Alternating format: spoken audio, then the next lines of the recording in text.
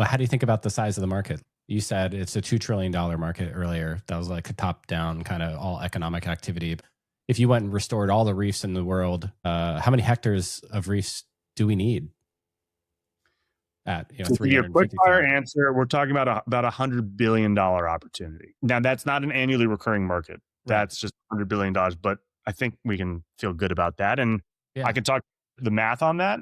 But basically, the US government, believe it or not, historically and still even today, have actually been pretty proactive in the coral restoration space. And it actually is one of the few things that still has bipartisan support. And the folks at NOAA who are leading that space really often set 5% of a reef as a target for restoration, right? You don't need to cover all the 100% of that hectare with corals. If you do it the right way, you sort of It's kind of plant like that reseeding a 5% of it. forest. You don't have to plant every single tree because the Exactly. trees will beget more trees, right?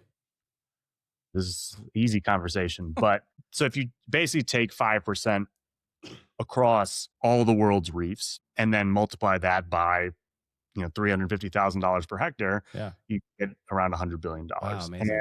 that's a lot of money. And at the same time, it's not that much for for really what we're talking about. And you can sort of put it at a pure $2.7 trillion a year. But if you think about a world without coral reefs, you're thinking about, again, people can't feed their families, they can't pay the bills, their homes are underwater. The person in your life who's got cancer can't get their treatment anymore because the source of the medicine is gone. You're not able to enjoy your vacations or have a seafood dinner on your plate, however small or big.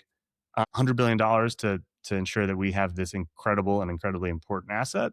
We got the money to do this, Right. and we have the skill and the technology and the communities who can make it happen. And the demand. So, how many hectares have you restored, and how long does it take to like fully restore? So one of the exciting things that we do, so we grow our corals in land-based farms. When I lived in Mauritius, I had this sort of underwater garden project, and that's how it's usually done. It's a lovely day at the office. It's probably what you were seeing a lot of in Bora Bora. There's a lot of limitations when it comes to those nurseries. Setting up and maintaining one at every reef that needs to be restored isn't practical. You So can't you can really do it. You can kind of do it in a centralized kind of warehouse with setup. our model, with the land-based farms, yeah, you can Yeah. have like an aquaculture park and supply entire regions, reefs with these Yeah. corals instead of having to do the work everywhere. Also, if you can walk right up to the tanks to do the work as opposed to having to put on a Go scuba suit, dive and yeah. go out on a boat and the weather's not good, we can't go out there. Or there's a storm and the whole thing's jeopardized, or there's a spike in temperatures and the corals in your nursery in the ocean could die. We have higher degrees of control.